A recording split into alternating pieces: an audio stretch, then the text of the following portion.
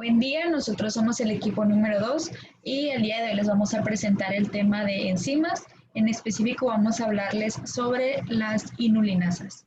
El equipo está conformado por su servidora Cecilia Ortiz, Paloma Camacho, Naidelin Ochoa y Paola Bojorquez. Como introducción tenemos primeramente qué son las enzimas. Hay que entender qué son las enzimas para poder adentrarnos en el tema. Primero las vamos a definir como moléculas orgánicas que actúan como catalizadores de reacciones químicas. ¿A qué hace referencia la palabra catalizadores?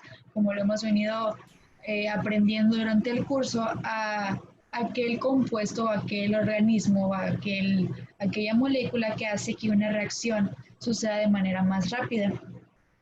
Hay que también resaltar que las enzimas no son consumidas en las reacciones que catalizan, pues ya existe un sustrato que es de interés, que es el que hace que esta suceda y es el que se consume. Su activación se ve afectada directamente por la temperatura, el pH, la concentración que exista de la misma enzima y la concentración del sustrato, entre otros factores físico-químicos. Aquí hay que resaltar la temperatura y el pH como dos factores muy importantes que afectan directamente el que una enzima logre o no su cometido. Del lado derecho podemos observar cómo es que funciona de manera gráfica el mecanismo de la enzima. Podemos ver cómo está la enzima presente, entra un sustrato, ocurre la reacción catalizándose y obtenemos pues los productos de interés. Una vez entendiendo esto, podemos pasar a qué son las inulinasas. Las inulinasas, que es las que les vamos a presentar el día de hoy, son enzimas que principalmente hidrolizan la inulina y un polifructano, pero también levan y sacarosa. Sacarosa lo vamos a venir mencionando y es mucho interés para industrias como la alimentaria y la farmacéutica e inclusive la de producción de etanol que también se va a mencionar. Estas enzimas son conocidas por su especificidad para el sustrato de la inulina. Se aislaron por primera vez del tubérculo de alcachofa de Jerusalén, que es la imagen que podemos apreciar del lado derecho, que este es el vegetal del cual se aislaron. También nos interesa resaltar que no solo se puede obtener de origen vegetal. Algunos ejemplos son diente león, achicoria, alcachofa de Jerusalén, entre otros. Se van a mencionar durante la presentación algunos otros vegetales de los que se puede obtener, pero también hay que resaltar que se puede obtener de origen microbiano, al igual, se van a mencionar más adelante. Entonces, pues esto la hace de alguna manera una enzima que se puede obtener de una manera sencilla o de muchas fuentes, y lo iremos viendo. Ahora, entrando a la estructura. La estructura de la enzima y su peso molecular van a depender del microorganismo que lo produzca. Del lado izquierdo tenemos algunos microorganismos que la producen y los pesos moleculares que éstas presentan. El peso molecular, como podemos ver, va desde los 53 kilodalton hasta los 300 kilodalton, dependiendo del microorganismo productor. Ahora, el tipo de enlace que hace que esta enzima exista es el enlace beta del 2 al 1. Es un enlace de fructosilfructuosa y el nombre que recibe es una fructanohidrolasas. Del lado derecho podemos apreciar la estructura y cómo es que está conformada para esta enzima, y pues con esto entender cómo es que cumple con su función y con lo que es de interés para la industria y para cualquier análisis en el que ésta se involucre. Mi compañera a continuación les va a hablar acerca de la clasificación de esta enzima. Bueno, compañeros, como ahorita mencionaba mi amiga Cecilia, se sabe que la inulinasa es una enzima que pertenece al grupo de las hidrolasas. Esta se encuentra específicamente dentro de la subclase de las glucosilasas. Y esto a su vez lo que nos quiere decir que son enzimas que se encargan de hidrolizar compuestos O y S-glicosilo. Ahora bien, se conoce que la inulinasa puede ejercer dos diferentes tipos de efectos sobre las moléculas de la inulina, por lo cual se clasifican en dos diferentes tipos. que son las endoinulinasas y las exoinulinasas. Siguiente, por favor. Bueno, como su nombre lo indica, las exoinulinasas hidrolizan los enlaces beta 2,1, también conocido del fructosil a fructosa, de la molécula de la inulina, obteniendo así una separación sucesiva de unidades de fructosa. Y por otra parte, se obtiene a las endoiluminasa, que estas se encargan de hacer cortes internos en la molécula de inulina, produciendo así un ínulo oligosacárido. Y por último, un punto muy importante a recalcar es que la propiedad de ser endo o exoenzima depende de la fuente microbiana de la cual se obtuvo la iluminasa previamente. Y a continuación mi compañera Paloma les hablará un poco de los mecanismos de actuación.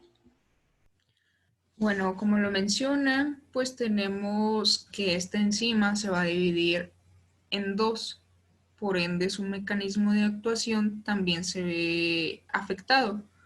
Entonces, una exoinulinasa lo que nos va a producir o el mecanismo de activación que va a tener va a ser la hidrólisis de residuos de fructosa furonasa con los enlaces 2,1 y 2,6.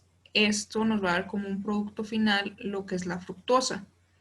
Por otro lado, la endoinulinasa va a tener un mecanismo de actuación en el que se va a llevar a cabo una catálisis de la endohidrólisis en 2,1 en los enlaces de fructosídicos para formar FOS, o bien dicho de otra manera, fructoligosacáridos. Y bueno, en otras palabras más simples, lo que hacen las exoinulinasas es que cumplen la función de hidrolizar las fructosas en regiones terminales, esto pues para obtener la fructosa.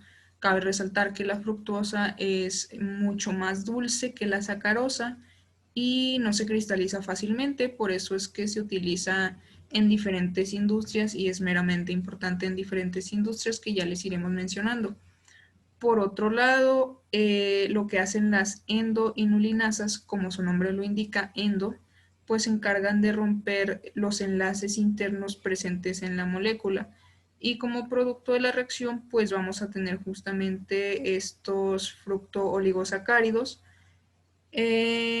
Y esto quiere decir que son oligómeros de diferentes grados y que a su vez tienen diferente cantidad de residuos de fructosa.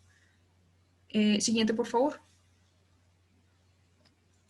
Y asimismo, también como mencionaban, que va a depender mucho si es exo o endo la enzima que tengamos, va a depender esto de dónde se obtenga, ¿no? Se tienen pues dos maneras de obtención, una a través de microorganismos y otra a través de vegetales.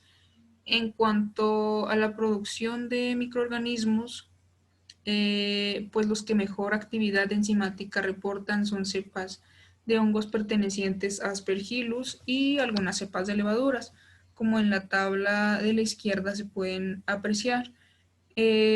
Pues ahí se tiene hasta el top, por decirlo así, lo que es el Aspergillus, que es la cepa de hongo que reporta mayor rendimiento, pero también pues se encuentran otros tipos de especies, entre ellas pues levaduras y hongos, ¿no? Igualmente pues como pueden ver, algunos tienen rendimientos de miles entre unidad por mililitro. Siguiente, por favor. Y por otro lado, las fuentes vegetales de donde podemos obtener esta enzima es la cebolla, la alcachofa de Jerusalén, achicora, poro, ajo, plátano y entre muchas más. Igualmente, algunas van a tener un mejor rendimiento de activación de esta enzima y a su vez, pues de donde se obtenga, va a depender si es exo, endo y el peso molecular que ésta tenga. Siguiente, por favor.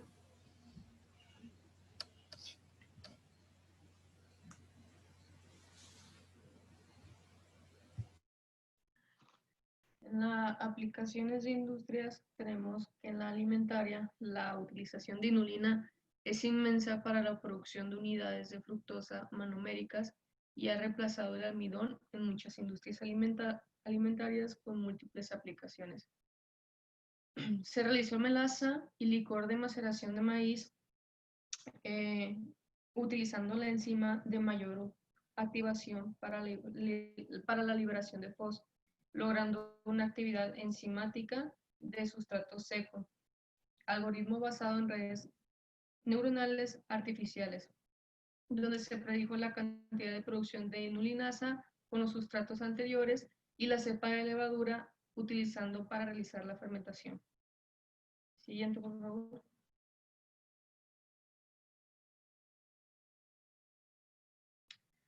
Y como mencionábamos, también tiene aplicación en la industria farmacéutica, donde la inulina es empleada para fortalecer la microbiota intestinal y contribuye a la sustitución de leche materna.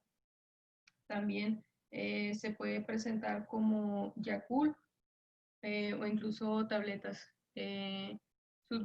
Como material excipiente en tabletas coadyuvantes en vacunas, y sus principales usos como sustitutos no son carcinogénicos e hipocalóricos de azúcares edulcorantes.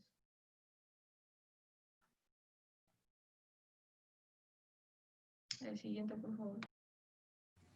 Y bueno, una de las aplicaciones también más importantes es en la industria etanolera, porque justamente como les mencionaba, pues esta tiene altos niveles de fructosa, lo cual es, pues al final de cuentas, azúcar, es dulce, lo cual a partir de procesos como la sacarificación o la fermentación simultánea, pues nos produce etanol con levaduras productoras de las inulinasas, principalmente.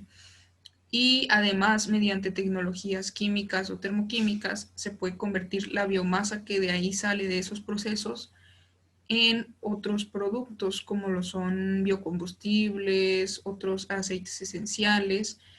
Y bueno, un punto importante aquí es que justamente la exoinulinasa, procedente de cepas microbianas, puede remover residuos de fructosa terminal del sector no reductor de la molécula de inulina. Esto pues nos va a producir fructosa y glucosa, las cuales pueden ser fácilmente fermentadas en etanol por cepas de levadura Saccharomyces cerevisiae. También algo importante que quiero mencionar aquí es que el marco legal que engloba a esta enzima, que es la inulinasa, pues va a depender justamente de sus aplicaciones industriales en estos sectores, no como tal que tenga un régimen nada más para esta, sino va a depender pues de dónde se aplique y cómo se aplique. Y siguiente, por favor.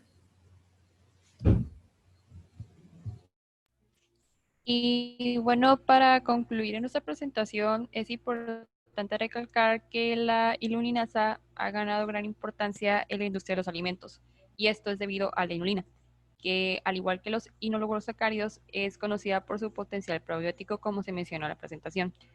Se sabe también que la inulina funciona como fibra dietética, al igual que los inologosacáridos.